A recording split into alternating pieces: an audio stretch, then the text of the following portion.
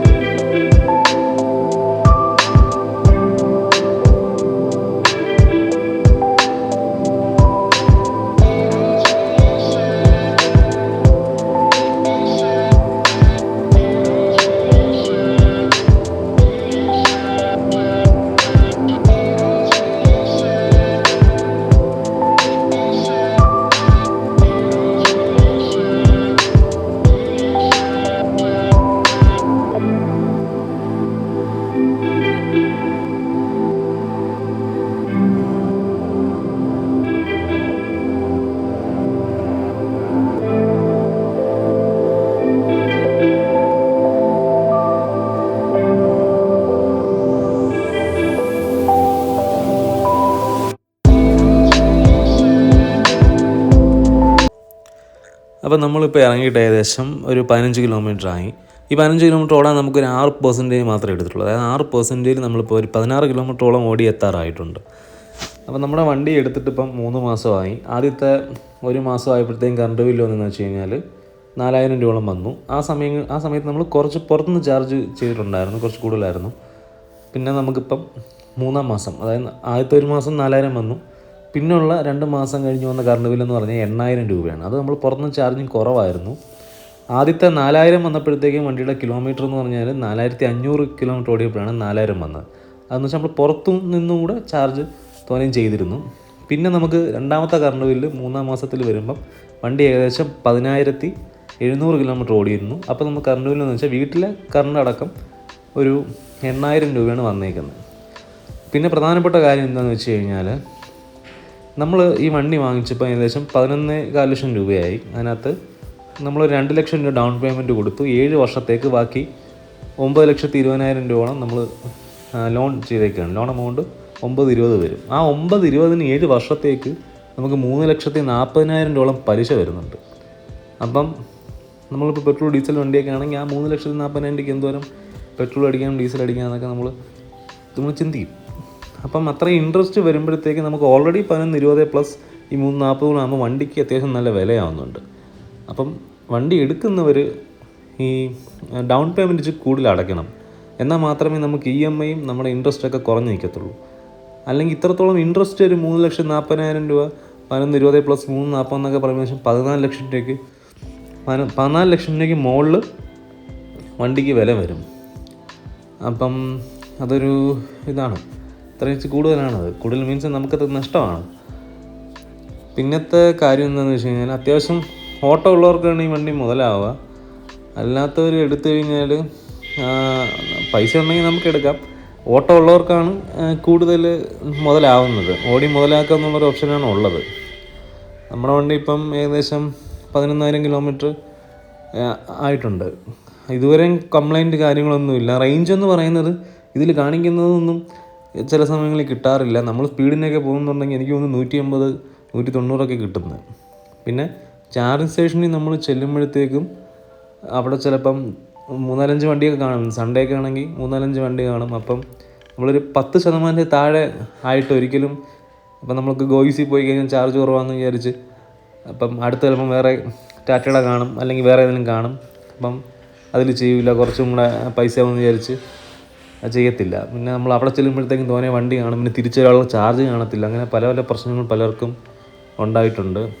അപ്പോൾ ചാർജിങ് സ്റ്റേഷനിൽ പോകുമ്പം നമ്മൾ അടുത്തുള്ളത് തന്നെ പോകാൻ നോക്കുക. അവിടെ വണ്ടി ഉണ്ടെങ്കിൽ മാത്രമേ അടുത്തടുത്തോട്ട് പോകാവൂ, അല്ലെങ്കിൽ പണി കിട്ടും ചിലപ്പം. അങ്ങനെയൊക്കെ ഉണ്ട്. പ്രധാനമായിട്ടും നമുക്ക് ഉള്ളൊരിതെന്ന് വെച്ച് കഴിഞ്ഞാൽ, ഈ ഇൻട്രസ്റ്റും ഈ നമ്മുടെ വണ്ടിയുടെ വില പ്ലസ് ഇൻട്രസ്റ്റ് നോക്കുമ്പോൾ വണ്ടിക്ക് അത്യാവശ്യം നല്ല വിലയാവുന്നുണ്ട്.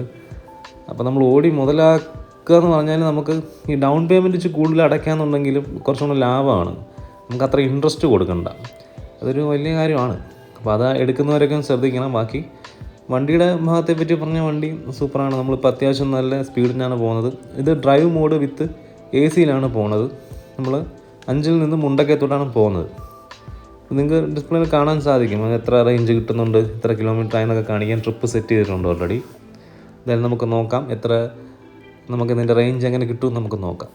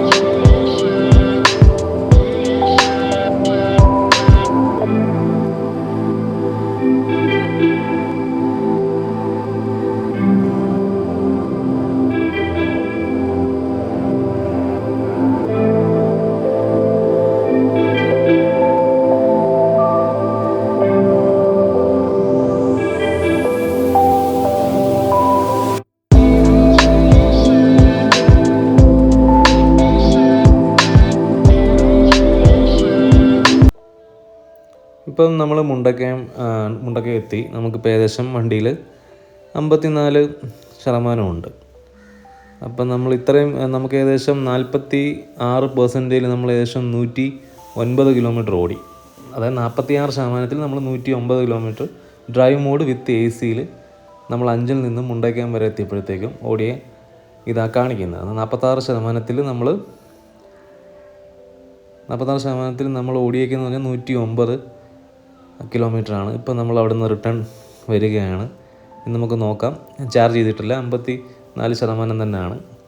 നമുക്ക് എത്ര കിട്ടുന്നു എന്നുള്ളത് നമുക്ക് പോകുന്ന വഴിയിൽ വെച്ച് നമുക്ക് നോക്കാം. വണ്ടി അത്യാവശ്യം നല്ല പവറും കാര്യങ്ങളൊക്കെ തന്നെയാണ്. എങ്ങും ലാഗൊന്നുമില്ല. ഓവർടേക്കിംഗ് ഒക്കെ ആണെങ്കിലും അത്യാവശ്യം നല്ല പെട്ടെന്ന് തന്നെ കയറിപ്പോവും. ഇത് ശബരിമല റൂട്ടും കൂടെ ആണ്. അപ്പം അത്യാവശ്യം നല്ല തിരക്കുണ്ട്, അത്യാവശ്യം നല്ല ബ്ലോക്കുണ്ട്, എല്ലാം ഉണ്ടായിരുന്നു. അപ്പം തിരിച്ചും നമ്മൾ ചാർജ് ചെയ്യുന്നില്ല. ഞാൻ നിങ്ങൾക്ക് കാണിക്കാം എത്ര % കിട്ടുമെന്ന് നമുക്ക് നോക്കാം.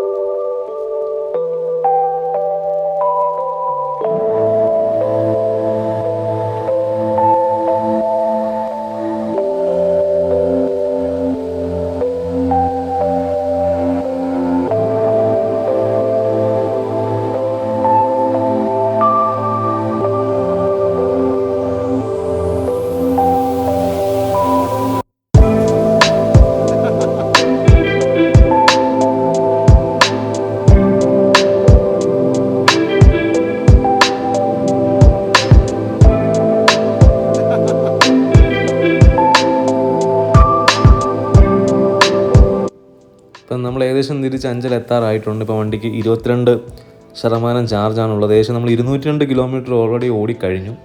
ബാക്കി 22% ചാർജുണ്ട്. ഇനി നമുക്ക് ഏകദേശം കുറച്ച് ദൂരം കൂടെ പോയാൽ മതി. നമുക്ക് നോക്കാം.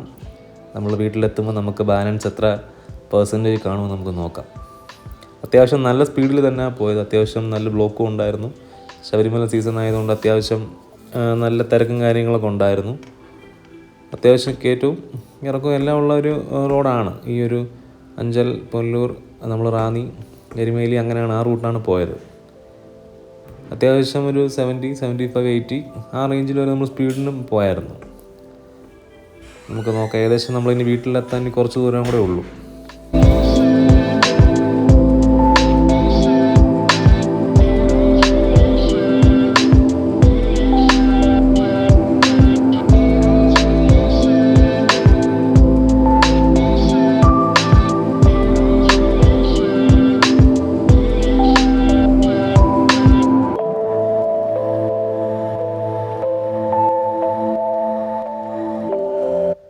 അപ്പോൾ നമ്മൾ തിരികെ വീട്ടിലെത്തി. നമുക്കിനി വണ്ടിയിൽ എത്ര പെർസെൻറ്റേജ് ബാക്കിയുണ്ടെന്ന് നോക്കാം. ഇനി എത്ര കിലോമീറ്റർ ഓടും നമുക്ക് നോക്കാം. ഡ്രൈവ് മോഡ് വിത്ത് AC തന്നെ നമ്മൾ തിരിച്ചും വന്നത്. വണ്ടി ഇതുവരെ 209 കിലോമീറ്റർ ഓടി. അപ്പ് ആൻഡ് ഡൗൺ 209 കിലോമീറ്റർ ഓടി.